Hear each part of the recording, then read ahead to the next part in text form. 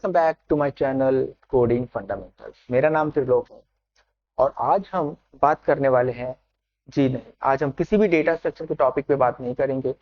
आज हम बात करेंगे उस प्रोग्रामिंग लैंग्वेजेस की जो दूसरी प्रोग्रामिंग लैंग्वेजेस की जननी है। मेरा मतलब सी से है।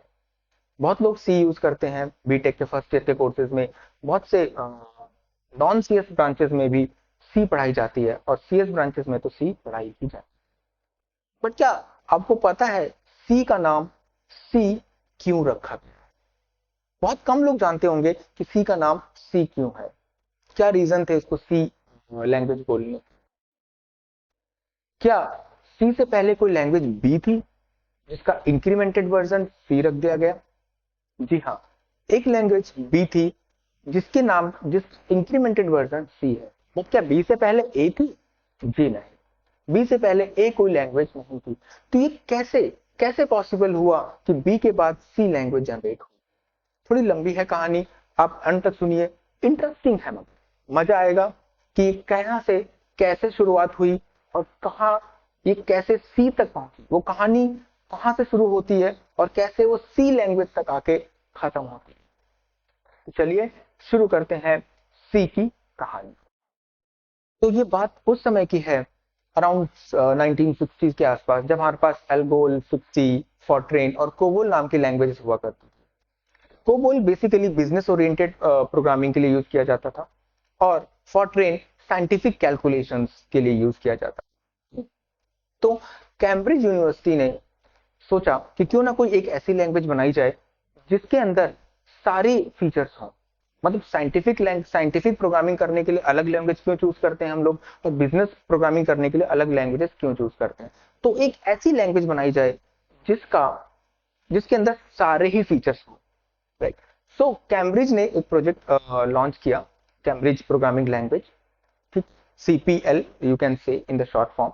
तो सीपीएल उन्होंने स्टार्ट किया उस प्रोग्रामिंग पे। साथ में कुछ समय में ही लंदन यूनिवर्सिटी भी उसके अंदर कूद पड़ी कि भाई मुझे भी काम करना है, मैं भी करेंगे, मिलके करेंगे भाई, मिलके, ठीक। तो जब इस तरह से वो कूद पड़ी उसके अंदर, तो अब इस प्रोग्रामिंग लैंग्वेज का या इस प्रोजेक्ट का नाम क्या कर दिया गया? Combined programming language. क्योंकि अब यूनिवर्सिटीज कंबाइंड है दोनों, और कंबाइंड इस सेंस में भी था कि हम एक ऐसी कंबाइंड प्रोग्रामिंग लैंग्वेज बना रहे हैं जिसके अंदर सारे फीचर्स होंगे। जिसके अंदर क्या होंगे? सारे फीचर्स होंगे। तो भैया बनाते हैं। तो दोनों ने मिलकर काम किया। तो 1960s के आसपास उन्होंने उस लैंग्वेज को लॉन्च किया। बहुत बढ़िया, सारे फीचर्स के साथ एक बहुत ही बेहतरीन प्रोग्रामिंग लैंग्वेज मार्केट में लॉन्च। बट हुआ क्या? उसके सारे फीचर्स ऐड करने के चक्कर में उन्होंने उस प्रोग्रामिंग लैंग्वेज को इतना हैवी बना दिया कि अगर आपको छोटा काम करना हो तो भी आपको सारी लाइब्रेरीज आपको लोड करनी पड़ेगी। You can say in in practically अगर मैं आपको बात करूं कि उन्होंने एक बजूका बना के दे दी। अगर आपको एक मक्खी मारनी है तो भी बजूका ही चलानी है, अगर आपको एक इंसान मारना है तो भी आपको बजूका ही चलानी है। मतलब हाई, बहुत ही हैवी प्रोग्रामिंग लैंग्वेज, छोटे से काम के लिए भी उसको यूज करना पड़ेगा और बड़े काम के लिए तो उसको यूज करना। तो छोटे छोटे काम करने के लिए वो बिल्कुल भी पॉपुलर नहीं हुई, क्योंकि इतनी हैवी हो गई थी कि उसके अंदर अगर आपको एक हेलो वर्ल्ड प्रोग्राम भी लिखना पड़े तो आपको सारी लाइब्रेरीज उसकी क्या हो रही थी? आपके कैशेड में डाउनलोड, कैशेड में आती थी, आपके रैम के अंदर। तो वो प्रोग्रामिंग लैंग्वेज चल नहीं पाई। फिर सोचा कि चलो इसका ना एक बेसिक वर्जन बनाते हैं, राइट? सीपीएल का एक बेसिक वर्जन जिसका नाम दिया उन्होंने BCPL. BCPL, basic combined programming. ये बेसिक जो लैंग्वेज थी, बेसिक बीसीपीएल, अब ये इतनी बेसिक हो गई कि इससे काम ही परफॉर्म नहीं होंगे।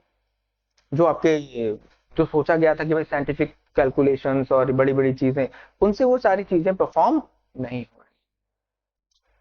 अब ये बीसीपीएल भी जो बनाई, इसी को ही बी नाम दिया गया। और जो बी नाम था वो इसको बनाने में डेनिस रिची और केन थॉमसन दोनों ने ही मिलकर बनाई।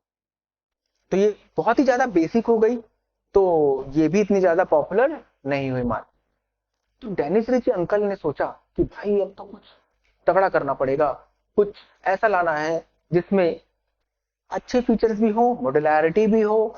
आपको छोटा काम करना हो तो सारी लाइब्रेरीज ना ऐड करनी पड़े, बड़ा काम करना हो तो उसके लिए आपके पास अलग अलग लाइब्रेरीज अवेलेबल हो, जिसको आप इंक्लूड करोगे वो आपके प्रोग्राम का पार्ट बन जाएगा। डेनिस रिची ने सी को 1970 के से लेके 1972 के बीच में इन्वेंट किया।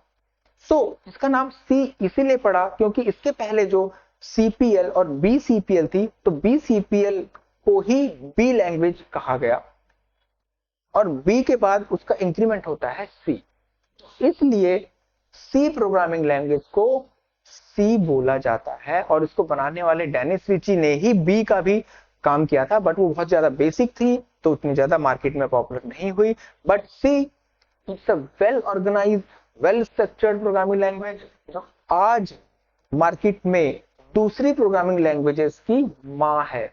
चाहे आप कोई भी कंपाइलर उठा के देख लो, बिना सी के पॉसिबल ही नहीं है। कोई भी ऑपरेटिंग सिस्टम उठा के देख लो, बिना सी के कोई भी ऑपरेटिंग सिस्टम पॉसिबल ही नहीं है कि आप उसे बना सको, चाहे वो लाइनेक्स हो या फिर आपका विंडोज हो, ठीक है।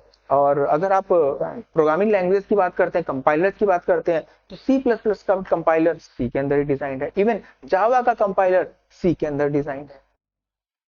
तो सी इतनी ज्यादा स्ट्रॉन्ग लैंग्वेजेस बन गई, डेनिस रिची साहब ने उनको बहुत ही अच्छे से डिजाइन किया हुआ है। तो आपको अब समझ में आया होगा कि सी लैंग्वेज को सी क्यों कहते हैं।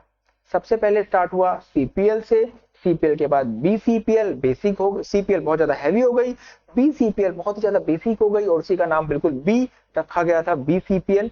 अब बीसीपीएल से हमारे पास लैंग्वेज बनी सी। तो सी, ये इसकी पूरी कहानी थी। उम्मीद करता हूँ थोड़ी इंटरेस्टिंग लगी होगी, आपको मजा आया होगा और एक जानकारी मिली होगी आपको, ताकि आप कल आपसे अगर कोई पूछे कि सी को हम सी क्यों कहते हैं, तो आपको ये चीजें बता सको और थोड़ा सा जमा सको, right. So thank you so much for watching this video. आप इस वीडियो को शेयर कीजिए, लाइक कीजिए और चैनल को सब्सक्राइब। मिलते हैं नेक्स्ट वीडियो में। Thank you so much.